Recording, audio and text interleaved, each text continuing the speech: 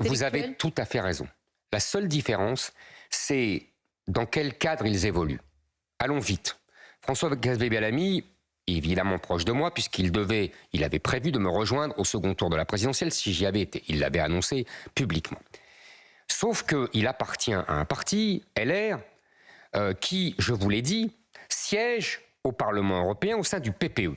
Les gens ne connaissent pas toute cette cuisine parlementaire, en plus à Bruxelles et à Strasbourg, mais en deux mots pour expliquer aux gens, comme je vous l'ai dit tout à l'heure, LR, la droite française, est au sein de la droite européenne, qui elle-même, au Parlement européen, siège avec les socialistes, avec les Verts.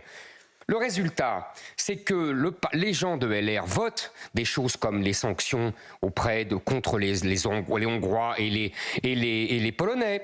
Ils votent la répartition des migrants dans toute l'Europe. Ils votent les traités de libre-échange qui ont détruit l'industrie française et qui vont massacrer les agriculteurs français. Vous voyez ?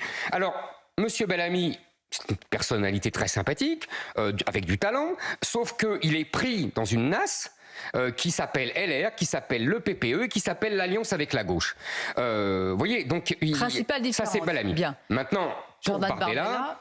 Alors Bardella, on le connaît depuis 5 ans. Effectivement, tout le monde a remarqué là aussi sa proximité intellectuelle avec moi. Il a des idées que je ne peux pas réprouver puisque ce sont souvent les miennes. Seulement, il est dommage que ce ne soit pas souvent celle de Marine Le Pen. Bien, mais un électeur de droite qui doit choisir Éric Zemmour, alors entre M. Bellamy, M. Bardella et Mme Maréchal, comment il choisit? Eh ben, je vais vous dire, c'est ce que je vous dis. D'abord, le premier critère, la cohérence. Vous avez le monopole de la cohérence? Ah oui. Monsieur Bardella pourrait dire la même chose? Non, pas avec Marine Le Pen. Citez-moi un changement. Pas avec Marine. Sur l'Ukraine.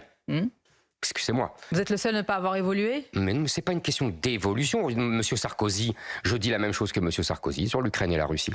Depuis le début. Vous avez vu qu'il y a eu quelques crispations autour de ce qu'a dit l'ancien président. Mais il est quand même ancien président. Il connaît un peu les relations internationales. Il a connu ces rapports de force entre les pays. Il sait que, comme l'a dit Monsieur Fillon aussi, la Russie restera en Europe.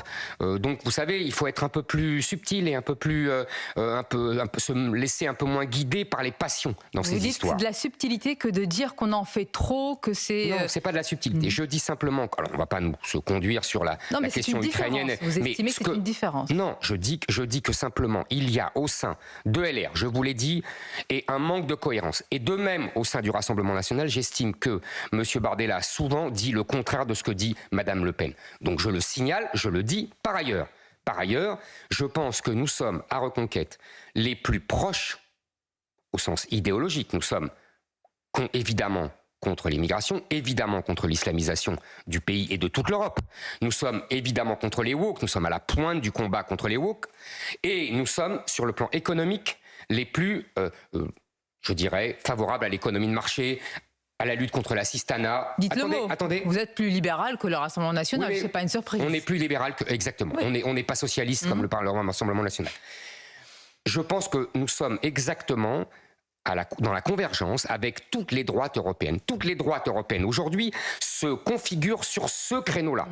Et donc je pense que nous serons plus à même de nous rassembler avec nos partenaires européens pour justement changer la majorité. Alors que le Rassemblement national est isolé dans un groupe où il ne peut absolument pas influer sur la politique du Parlement européen, et où LR, au contraire, et je vous l'ai dit, dans une alliance avec les socialistes et avec les Verts.